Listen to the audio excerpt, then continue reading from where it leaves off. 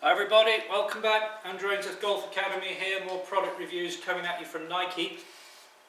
What I've got here is the Nike Vapour Speed, which looks very similar, first of all, to the Vapour Pro.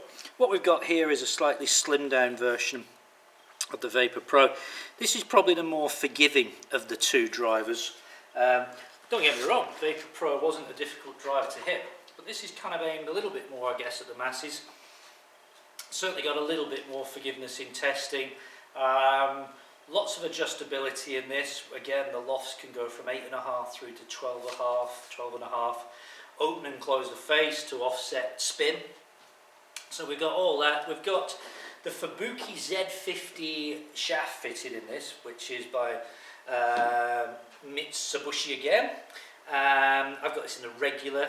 It's 45.5 inches long, which isn't a bad length. It's not bad actually. Some of them are at 46, aren't we, and 45 3/4. So not a bad compromise at 45.5. Looks wise, it's got one of these what I call a stretched profile to it. You can kind of see, very deep face at the back and then stretching out. Not dissimilar sort of shape to the Ping G30. Very pretty looking golf club. As I look down at it from above, the only thing I'm seeing from above there is the sort of Nike swoosh at the back. Again, like the Pro, there's not too much going on top, which I personally like. So we gave it a little hit earlier. This is fitted with a regular shaft, which is a little bit on the whippy side for me. So I took my swing speed down a notch or two.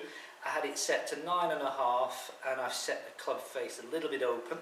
So let's have a little look what happened in testing. Let's go replay. Here we go.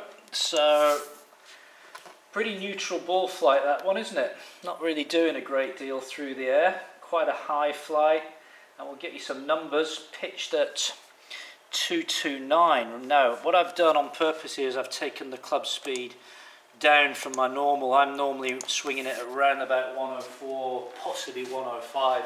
And I've just come down to 95 miles an hour at club speed, just to make it a little bit more realistic. It's great watching these reviews where these great players swing the club at 110 miles an hour, but for a lot of golfers out there, that's unobtainable. It's unrealistic. So a lot of you guys out there will be swinging the club at 90, 95 miles an hour. So these numbers you can kind of relate to a little bit more. So what I got was an 11-degree launch, which ideal.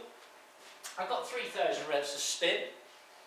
Not bad, maybe a fraction on the high side, you might say. I've got a 229 carry out of that, and it's running out to 250. So pretty good numbers, And again, if I ramp the club speed up, obviously those numbers would change. You could argue that this shaft's maybe a little bit whippy for me, but that's fine. We're just trying to give you a general overview here of how this club might work. So this driver for me is a driver which will suit a lot of people. It's friendly, it's forgiving, it's pretty long. It's not the lowest spinning driver out there. There are certain other drivers which will spin the ball a little bit less, but sometimes a little bit of backspin isn't going to hurt. So it's a great driver. I would definitely urge that you go down and test it and compare it to others. But I'm delighted to have this in my academy and have these available to my customers. It's a really good club. Love the product, great quality.